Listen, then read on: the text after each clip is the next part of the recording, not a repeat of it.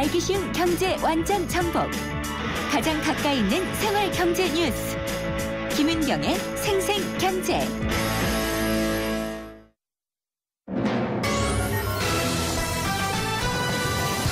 경제 뉴스의 진실과 오류.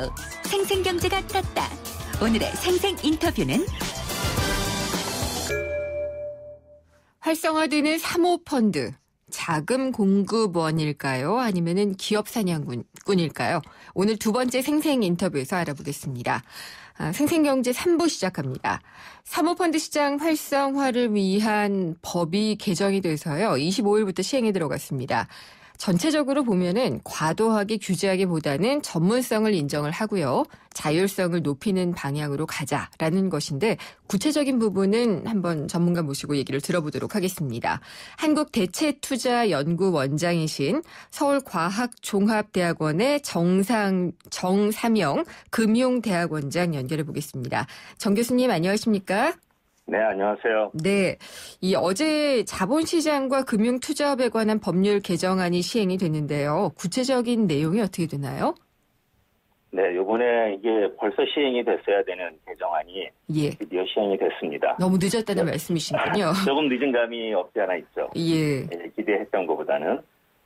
구체적으로 이렇게 좀 들여다보면은 특징이 몇 가지가 있는데 그동안 저희 나라 이 자본시장법 하에 사모펀드법은 전문 투자형, 경영 참여형, 지금 말씀해 주신 것처럼 전문 투자형은 주로 이제 헤지펀드 관련 규제고 경영 참여형이 저희가 소위 얘기하는 PEF 관련 규정이었는데 지금까지는 이 전문 투자형, 경영 참여형 사이에 큰 장벽이 있었습니다. 어떤 100% 장벽이 있어서 서로가 자기네 영역에 관한 그 투자 업무만 할 수 있었는데 요번에 그 벽을 30%, 한 3분의 1을 무너뜨린 겁니다.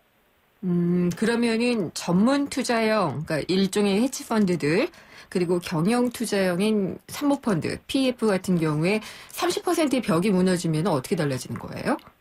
예를 들어서 경영 참여형 헤지펀드 경우에도 전문 투자형, 경영 참여형 PEF 경우에도 헤지펀드가 지금 운영하고 있는 역할을 수행할 수 30%까지는 자기네 자본의 30%까지는 AUM의 30%까지는 그래서 그 영역 자체가 30%까지는 자유로워졌다. 자기네들이 투자할 수 있는 영역이 투자할 수 있는 수단도 그렇고 전략도 그렇고 이게 어떤 의미를 가지냐 하면은 투자 위험 분산의 효과가 있습니다. 경영 참여형 PEF가 본인들이 지금까지 하던 그러니까 뭐 기업의 인수합병 M&A만 하던 그런 경영 참여형 PEF가 이제는 30% 정도의 AUM은 주식 투자도 할 수 있고 채권 투자도 할 수 있고. 그렇게 되는군요. 네. 근데 이제 일반인들이 사모펀드 하면은 부정적인 이미지가 많아요. 왜냐면은 론스타가 있었고요. 또 뭐 엘리엇 최근에 그리고 토종이기는 하지만 MBK 파트너스 같은 경우에 이제 홈플러스 인수로 화제가 되기도 했는데 주로 우리 기업들이 외국 자본에게 좋은 사냥감이 되고 만다. 물론 MBK 파트너스는 제외입니다만은 그런 이미지가 많거든요. 그런 이미지가 있는 게 사실입니다. 특히 사모펀드, 헤지펀드 저희가 이 역사적으로 몇 번의 조금 부정적인, 대다수의 특히 개인 투자자나 국민들 입장에서 생각할 때, 먹튀다, 단기 투자자들이다, 시장을 교란시킨다 하는 부정적인 이미지를 좀 가졌던 건 사실인데, 이제는 그런 거를 조금 사실관계를 조금 더 이해를 해서, 그런 발상을 조금 전환시키는 그런 계기가 돼야 되지 않을까 하는 생각을 하는데,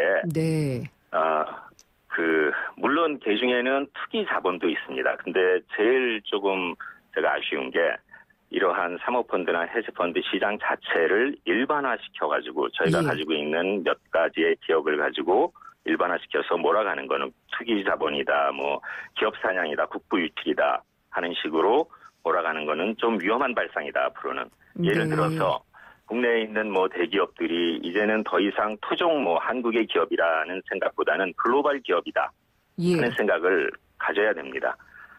그러니까 외국 자본의 투자를 받아서 일정 지분을 넘기거나 해서 글로벌화하는 것도 우리가 좀 이해를 해야 된다는 말씀이신가요? 그 과정 자체가 궁극적으로 주주 가치의 증대에 도움이 된다면 당연히 이해를 해야죠. 네. 근데 사모펀드 그러면은 정확한 정의는 뭔가요? 국내에서 사모펀드의 정의는 국내 정의와 해외 정의가 조금 다릅니다. 네. 조금 다른데 국내에서는 예를 들어서 투자신탁업법에서는 100인 이하의 투자자로 규정이 되어 있고 또 증권투자회사법이라는 뮤추얼펀드법에서는 49인 이하의 투자자를 대상으로 모집을 하는 펀드를 사모펀드라고 합니다. 공모펀드는 뭐 투자자의 숫자에 제한이 없고 투자자 자격에 제한이 없죠. 그렇군요. 네. 그래서 저도 교수님 생각하고 비슷한 것 중에 하나는 토종 사모펀드는 또 뭐고 외국 사모펀드는 뭐냐. 그러니까 사실 이게 어떤 그 애국주의를 가지고만 받아들일 것은 아니다라고 보기 때문에 그랬는데 어쨌든 국내 사모펀드가 생긴 건 한 10여 년? 10년 좀 넘었잖아요. 그렇습니다. 예. 그래서 국내 사모펀드의 활약은 어느 정도 되는지 좀 궁금하네요. 한 10여 년 정도 됐는데 그 활약이라는 거가 이제 뭐 명과 암이 있겠죠. 예. 밝은 측면은 좀 그 양적으로는 상당히 짧은 시간이지만 많이 성장을 했다. 지금 현재 2014년 작년 말 기준으로 총 약정액이 한 52조 정도 됩니다. 약정액이라고 하면은 이게 어떤 사모펀드가 투자자로부터 모집한 금액. 지금 현재 투자가 집행 중이거나 아니면 투자 집행을 위해서 대기하고 있는 금액을 합친 지금 현재 사모펀드 시장에 들어가 있는 금액이 한 52조 정도 됩니다. 52조 원. 네. 그다음에 숫자로는 한 300개가 조금 안 되는데 277개라고 나와 있는데 그 정도 됩니다. 주로 이제 이 약정액이나 이 숫자가 증가한 이유, 양적 성장에 윤활유를 준 그 요소는 우리나라 이제 연기금들이 연기금 공제들이 특히 이제 대체 투자 수요가 지속적으로 증가를 한다. 요새 화두가 그거 아닙니까? 그렇죠. 그러니까 이쪽으로 집행을 늘리고 안 하던 데도 이제 신규 집행을 만들고 뭐 해서 이쪽으로 양쪽으로는 많이 성장을 했습니다. 그러니까 여기 이 52조 원 300개 사모펀드 중에는 연기금들이 나서고 있는 사모투자가 포함이 되는 거군요. 많이 포함이 돼 있죠. 많이 포함이 되는 거군요. 그러면 투자자로서는 연기금들이 가장 큰 손입니다. 우리나라 사모시장에서는. 뭐 국민연금, 군인공제회 뭐 이런 곳들인가요? 맞습니다. 미국 같은 경우에는 워낙 사모펀드가 활성화가 돼 있었잖아요. 유명한 게 이제 뭐 KKR 같은 게 있고 칼라일 뭐 이런 것들이 있는데 이쪽에는 규제가 우리보다 덜한가요? 지금 현재 규제는 비슷한 것 같습니다. 우리나라가 지금 요번에 이제 이렇게 규정이 변함으로써 조금 비슷한 그 수준의 규제 그 강함 뭐 그거를 따지면 비슷한 수준으로까지 왔는데 이 성장하는 단계를 이렇게 보면은 지금 제가 느끼고 있는 게 국내에서는 이 사모시장 활성화 꼭 사모펀드뿐이 아니라 이 헤지펀드, 사모펀드, 부동산 펀드 모든 이 공모펀드를 제외한 모든 펀드들을 사모펀드라고 하는데 이쪽 활성화를 위해서 정책적으로 드라이브를 걸고 있는 듯한 느낌이 듭니다. 이유는 뭘까요? 그게 지금 그 미국하고 비교를 해보면 미국의 1980년대가 사모시장의 전성기 르네상스라고 뭐 했었는데 그때 80년대에 이제 나왔던 전략 중에 하나가 레버리지 바이아웃이라고 이제 기업을 사들여가지고 구조조정을 해서 되파는 차익 매수라고 하죠. 그렇죠. 조금 투자자 측면이 아니라 그 반대쪽 입장에서는 조금 부정적인 측면이 있는 그런 쪽 전략으로 굉장히 큰 성장을 했습니다. 미국 시장에서.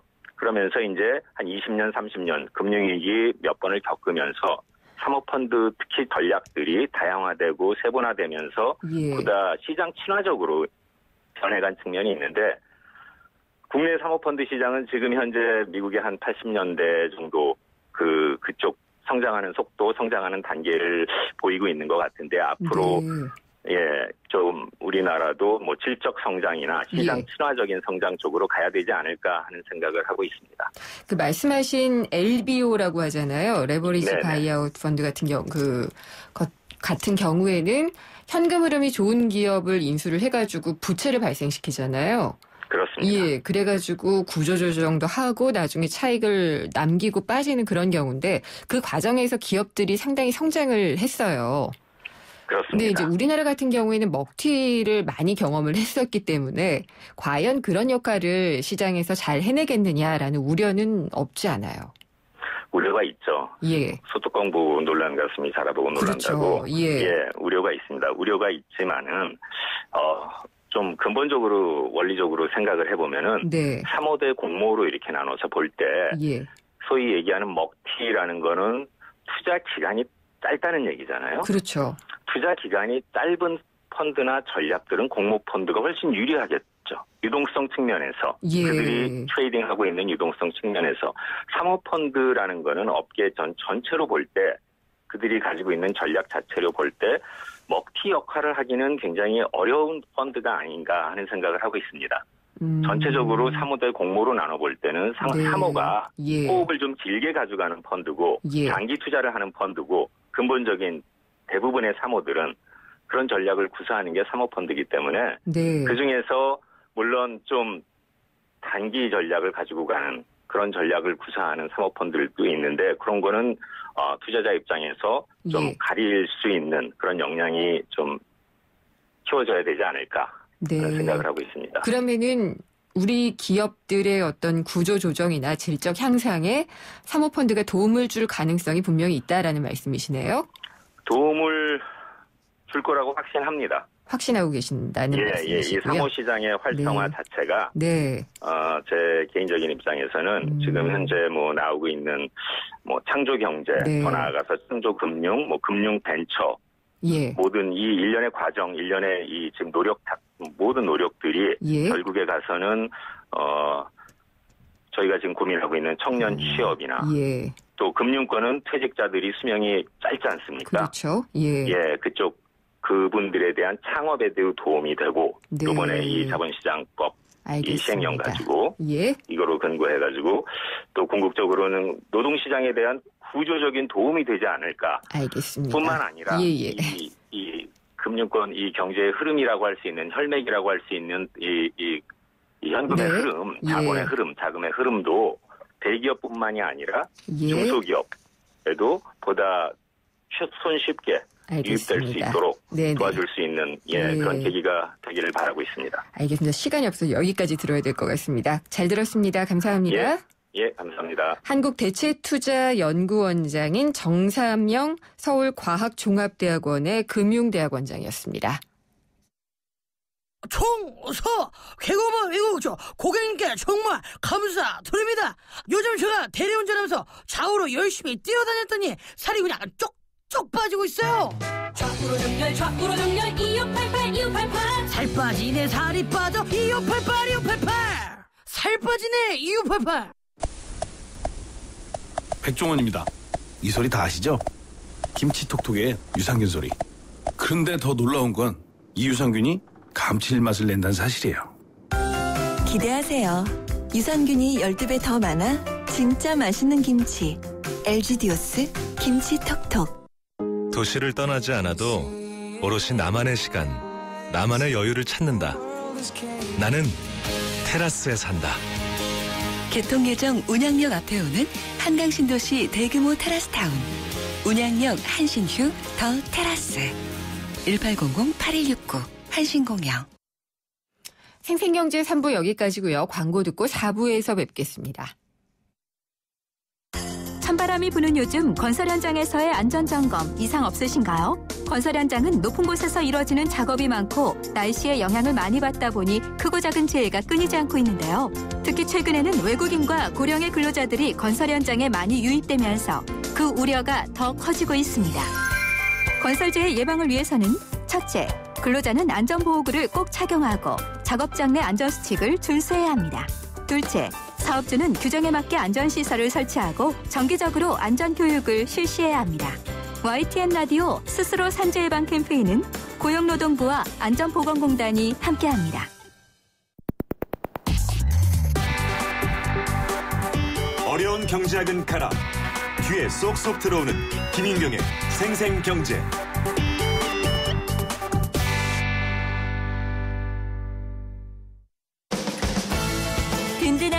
조직 경제 주치 생생 주치. 네, 경제 주치 오늘은 재무 이슈와 상담 시간입니다. 에듀머니의 김준하 팀장님 나오셨습니다. 안녕하십니까? 네, 안녕하세요. 저축 많이 하세요? 많이는 못하고 있습니다. 하고 꾸준히 있지는 하지만. 하고 계시군요. 네. 내일이 저축의 날이더라고요. 예.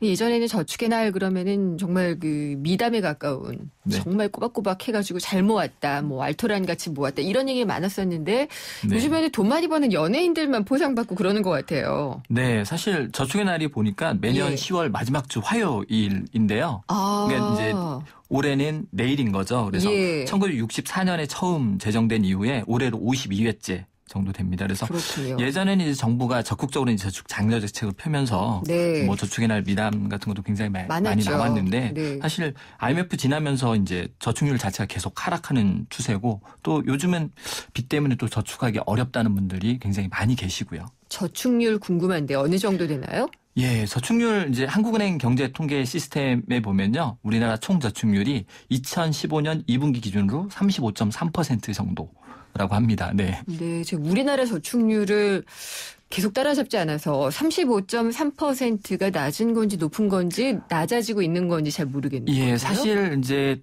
저축률이 가장 높을 때는 40%가 넘었었는데요. 네. 계속 줄다가 이제 최근에 조금 늘어난 상태인데요. 사실 총 저축률이 35% 정도 되니까 그래도 100만 원 벌면 35만 원 저축하는구나 네. 이렇게 생각할 수 있는데 사실 이게 좀 함정이 있어요. 어떤 함정이요? 이 저축률 자체가 이제 예. 가계저축, 기업저축, 정부의 저축 이걸 합친 숫자거든요. 네. 근데 이제 크게 나눠볼 수 있는 게 이제 가계저축률인데 우리가 예. 직접적으로 이게 근데 98년부터 2012년까지 보면 저축률 비중이 이제 전체 저축률에 차지하는 비중이 14%포인트가 낮아졌습니다. 네. 이제 반대로 기업 저축률은 이제 9%포인트가 이제 상승한 걸로 나타나고요.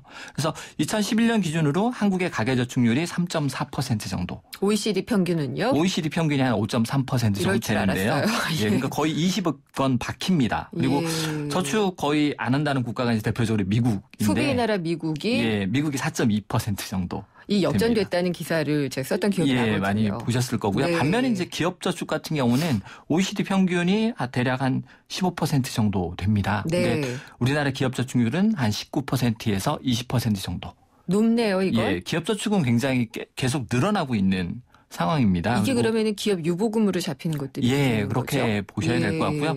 현재 이제 2014년 기준으로 보니까 가계저축률이 한 6.1% 정도로 2011년보다는 조금씩 이제 높아지고 있기는 합니다. 네. 점점 돈을 안 쓰고 모으고 있죠. 예, 이제 그렇게 봐야 될 것 같습니다. 예, 근데 이게 뭐라고 해야지 될까요? 경기가 안 좋아지고 있어서 지갑을 닫기 때문에 높아지는 저축률은 굳이 우리가 좋게 보기는 좀 어렵잖아요. 네, 일단 뭐 저축률이 꾸준히 낮아지고 있는 원인들을 대체적으로 좀 분석을 해보면 네. 가장 큰 게 이제 일단 가계소득 증가가 거의 안 되고 있다라는 그렇죠. 거고요. 또 이제 공적연금이 좀 활성화되면서 이제 사회부담금도 조금 늘어났고요. 네. 그다음에 2004년 이후로는 이제 가계부채가 계속 늘어나면서 저축할 수 있는 여력 자체가 많이 줄어들었고요. 이자 갚기도 힘들어요. 예, 그다음에 이제 고령화가 조금 진전되고 있다 보니까 이제 노인 인구가 계속 늘어나면서 예. 저축률도 상대적으로 좀 늘어나고 있다. 그리고 최근에 이제 가장 큰 문제는 이 주택담보대출 중심의 가계부채 증가. 이걸 네. 가장 큰 원인으로 좀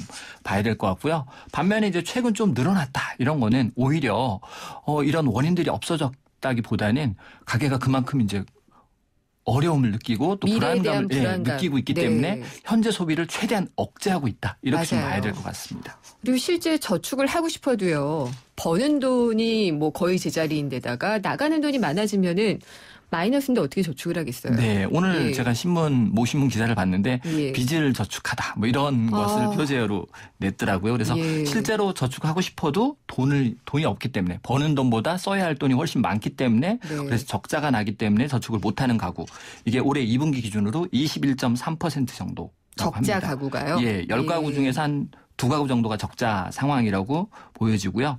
올 1분기보다 좀 줄어들긴 했습니다. 근데 문제는 이제 상위 20%, 5분위 소득자도 한 8.4% 정도는 적자 가구고 또 중간층, 우리가 중산층이라고 얘기할 수 있는 중간층에서도 한 17.6% 정도가 적자 가구라고 합니다. 그래서 사실 이 가구들이 계속적으로 이제 옥죄고 있고 적자가 나고 있고 이런 상황이라고 좀 생각해야 될 것 같습니다.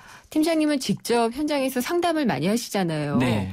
상담 중에 저축 상담은 얼마나 돼요? 사실 이제 저축을 하고 싶다라고 하는 상담을 굉장히 많이 하는데요. 네. 그리고 사실 미래 계획 세울 때 가장 중요한 게 저축이거든요. 그렇죠. 그리고 재무 설계에 있어서 가장 중요한 요소인데 이걸 하고 싶어도 하지 못하는 분들을 상당히 많이 보게 되고요. 예. 또 심지어는 이렇게 저축을 하십시오라고 권유하면 여기에 대한 반감을 느끼는 경우도 화내시나요? 예. 내가 저축할 돈이 없는데 어떻게 저축하라는 얘기를 하느냐. 이런 얘기들을 굉장히 많이 하고요. 젊은 층들도 좀 그래요? 예, 특히나 이제 20, 30대가 굉장히 심각한데요. 이분들이 이제 학자금 대출로 사회생활을 처음 시작하잖아요. 예. 그다음에 사회에 나와서도 취업이 어렵다 보니까 생활비 이것도 대출 받아서 쓰게 되죠. 그래서 저축을 아예 못 하고요. 또 이 시기가 사실 저축을 해볼 수 있는 경험을 하는 가장 첫 시기인데 이때 저축 만기에 대한 경험을 한 번도 못 해보는 거예요. 예, 그리고 실제로 1년, 3년 이런 단기 저축도 굉장히 힘들어하는 경우가 굉장히 많습니다. 맞아요. 예, 이런 것들이 참 안타까운 경우인데 저축의 날이 내일이니까 금융감독원이 이날 맞아가지고 소비자들이 저축을 현명하게 할 수 있는 팁 공개했다고 하는데 어떤 것들인가요? 네, 일단 한 4-5가지 정도로 되어 있는데요. 가장 첫 번째가 주거래은행을 선택하라. 이거 중요하죠. 내용입니다. 사실 주거래은행을 선택함으로써 얻을 수 있는 이익이 이제 금리 우대를 받을 수도 있고 또 가장 큰 게 수수료잖아요. 네. 그래서 수수료 면제 이런 것들을 좀 받을 수도 있고요. 그다음에 예적금이나 펀드, 보험 상품 이런 금리 그다음에 수익률, 보험료 이런 것들을 우리가 하나하나 찾아보기 너무 어렵기 때문에 이럴 때는 각 협회에 공시 시스템이 있습니다. 이런 공시 시스템을 적극적으로 좀 활용하시면 좋을 것 같고요. 다만 이제 펀드나 주식 이런 투자 상품들은 단기간에 높은 수익을 낼 수는 있습니다. 하지만 원금 손실을 발생할 수 있으니까 그렇죠. 유의하셔야 될 것 같고요. 그다음에 이제 이렇게 금리가 굉장히 낮은 시기에는 비과세나 세금 우대 상품을 좀 잘 이용하셔야 될 것 같은데요. 비과세 상품이나 세금 우대 상품들은 우리가 많이 아는 비과세 적금이라든지 그다음에 조합원 예탁금, 그다음에 생계형 비과세 통장 이런 것들이 있으니까 이런 것을 찾아서 조금 가입을 하셔야 될 것 같고요. 그다음에 정기 예금 적금 이런 금리 자체가 만기까지만 이렇게 적용이 됩니다. 그러다 보니까 만기 때 바로 찾지 않고 그냥 두면 그냥 표준금 0.1% 정도만 적용이 되거든요. 그래서 만기가 되면 바로 찾아가지고 다른 상품에 좀 가입하시는 것도 굉장히 유용한 방법 중에 하나입니다. 이거는 본인이 적극적으로 좀 찾아야 되는 부분이더라고요. 예, 맞습니다. 네. 이게 저축을 잘하는 법이라는 건 상당히 좀 어렵긴 한데 끝으로 한 말씀 해주신다면. 예, 일단 저축하기 어려우신 분들 10,000원, 20,000원 소액부터 그다음에 6개월, 1년 이렇게 단기간 이 저축을 먼저 하셔야 좋을 것 같고요. 그다음에 저축하실 때 반드시 저축통장 표지에다가 내가 이거 어디에 쓸 건지 목적을 좀 정해주시면 훨씬 더 재미있는 저축을 좀 하실 수 있을 것 같습니다. 그럴 것 같네요. 네, 잘 들었습니다. 감사합니다. 네, 감사합니다. 에듀머니의 김준하 팀장이었습니다. 생생경제를 다양하게 만나는 방법. YTN 라디오 앱 예스와 YTN 라디오 웹사이트, 팟캐스트를 통해서 실시간 청취와 다시 듣기가 가능합니다. 언제 어디서나 손쉽게 만날 수 있는 생생경제. 참 좋다.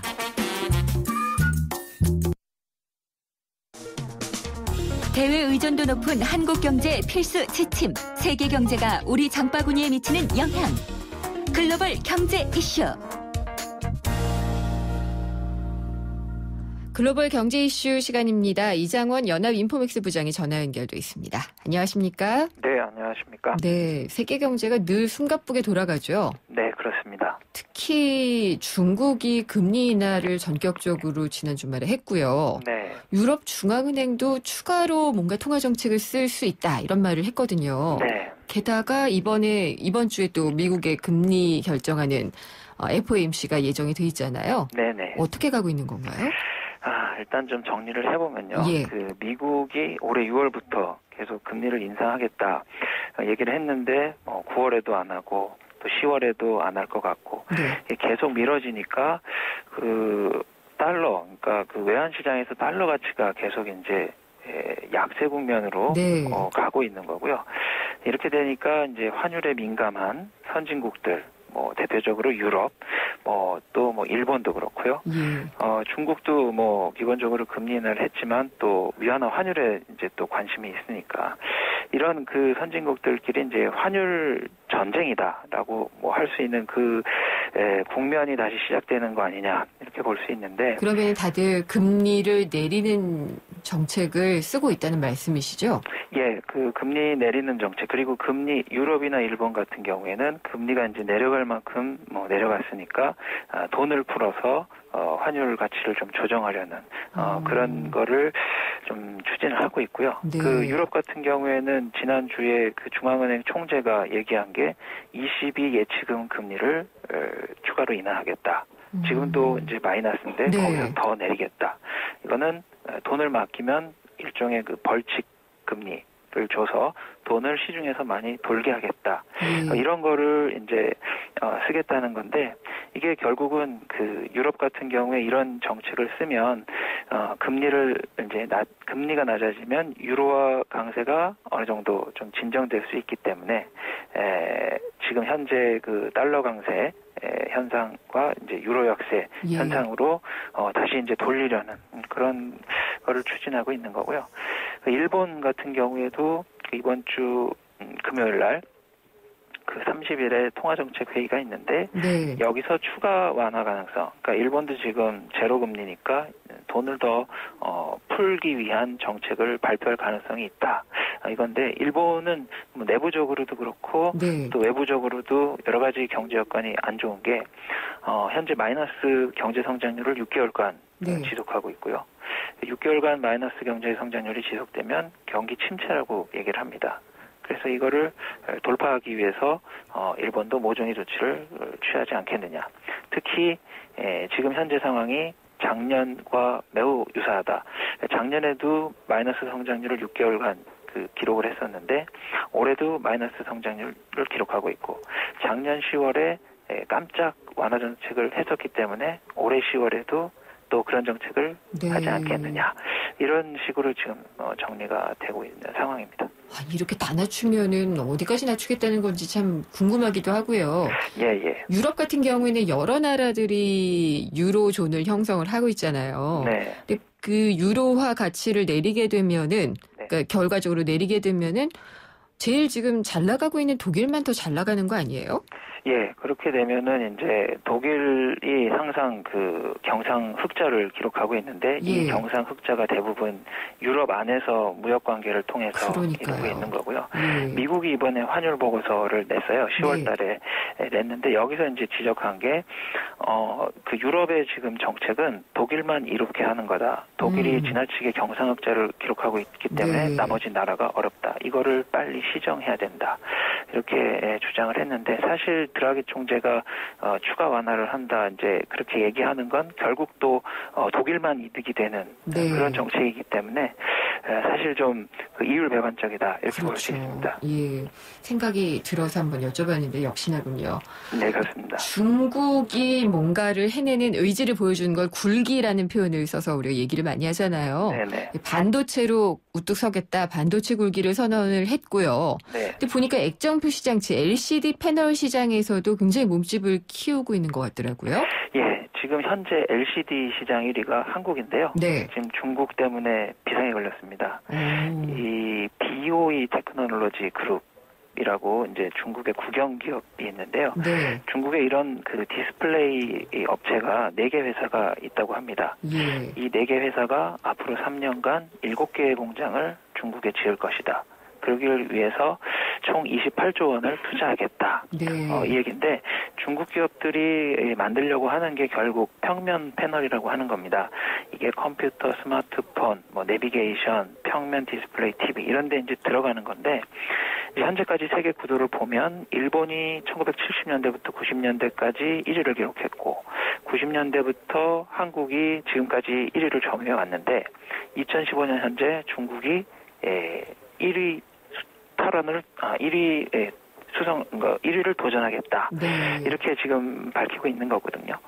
그래서 뭐 그 4개 업체들이 그 공장을 만들면서 진행하고 있는 건데 여기서 주목할 점은 이 국가 주도의 투자가 진행되고 있다. 과거 우리나라도 그랬습니다만 이 중국 정부가 디스플레이 산업 어떤 수입 의존도를 줄이기 위해서 국가적 차원에서 투자를 하고 있는 거고 현재 샤오미나 화웨이 같은 곳에서 스마트폰을 만들어서 잘 팔고 있는데 사실 여기 들어가는 패널이나 이런 부품들이 한국이나 대만에서 만들고 있는 특히 이제 대만에서 만들고 있는 그런 현실을 타개하기 위해서 자기들 부품 자국화를 하겠다. 이런 쪽으로 정책 방향이 좀 바뀐다. 이렇게 이제 볼 수 있고요. 이렇게 되면 이제 우리가 LCD 세계 1위인데 우리에게 가장 큰 도전이 되고 있다. 이렇게 볼 수 있겠습니다. 그렇군요. BOE 테크놀로지 예전에 좀 들어봤던 것 같아요. 하이디스라는 기업을 인수를 했다가 네네. 예, 이걸 부도 처리해가지고 뭐 또 먹튀다 뭐 이런 얘기도 있었던 것 같은데 그 기업이 맞죠? 네, 맞습니다. 네. 맞고요.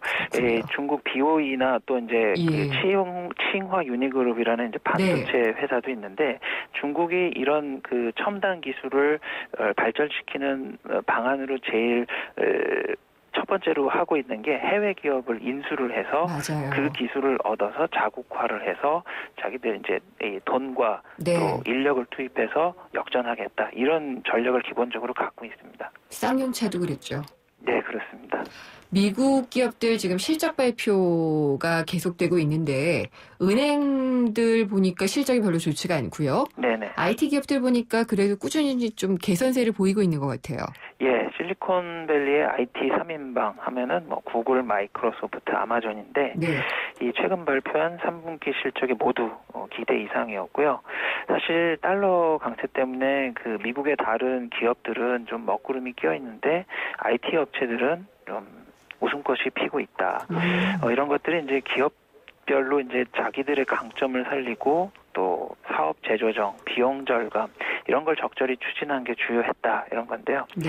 이 구글 같은 경우에는 3분기 매출이 작년 같은 기간보다 13% 늘어났고요. 순이익이 45% 늘어났습니다. 이 구글 같은 경우에 시대 흐름을 잘 타고 있다 이렇게 볼 수 있는 게 이 검색 광고 관련 실적이 계속 좋아지고 있고요. 이 광고 플랫폼이 PC에서 모바일로 이동하고 있는데 그 흐름을 구글이 잘 타고 있어서 앞으로 미래도 이제 밝다고 하고 있습니다. 아마존도 마찬가지로 3분기 순이익이 7,900만 달러. 작년 3분기에는 적자였는데 올해 이제 흑자로 이제 돌아섰고요. 마이크로소프트도 마찬가지로 시장에서 예상했던 것보다 더 좋은 실적을 만들었는데 이제 반대로 이제 이 월스트리트의 은행들은 좀 처참한 실적을 기록하고 있는 게 이 글로벌 경제가 좀 부진하고 또 중국발 쇼크 때문에 은행들의 이제 수익이 좀 어렵기 때문에 미국의 서쪽 실리콘밸리는 떠오르고 있고 미국의 동쪽 월스트리트는 상대적으로 저물고 있다. 이런 분석도 좀 나오고 있습니다. 그래요? IT 기업들이 잘 되는 것은 계속 될까요? 일단 그 월스트리트와 비교를 해본다면 이쪽이 너무 이제 죽어가고 있기 때문에 상대적으로 좀 좋게 나타난다고 이제 볼 수 있는 거고요. 좀 구글이나 뭐 마이크로소프트 이런 업체들은 좀 세계적으로 좀 선도하는 기업이기 때문에 좀 미래가 좀 밝다고 할 수 있고, 아마존 같은 경우에도 뭐 상대적으로 좀 세계 1위의 기업이기 때문에 뭐 다른 나라 IT 기업보다는 좀 좋지 않을까 생각이 됩니다. 잘 들었습니다. 감사합니다. 예, 감사합니다. 연합인포맥스의 이장원 부장이었습니다.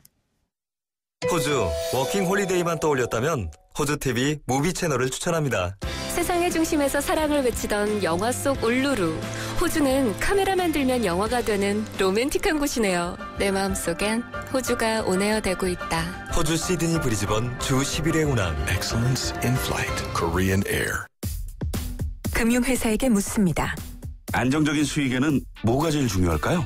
어떻게 해야 제 연금을 잘 키울 수 있죠? 미래에셋증권이 답합니다. 글로벌 자산 배분하세요. 세액공제로 절세 효과까지 준비된 연금 전문가 미래에셋증권. 투자 손실에 유의하세요. 김은경의 생생경제 4부 포스코 그리고 마지막 안주 숙취 소캔디 키스립과 함께했습니다. 오늘 생생경제에서 마련한 선물 받으실 분은 8500님 외 한 분이고요. 0223님께는 알칼리스 에이스를 한 박스 선물로 보내드리겠습니다. 오늘 순서는 여기까지고요. 다음 시간에 찾아뵙겠습니다. 김은경이었습니다.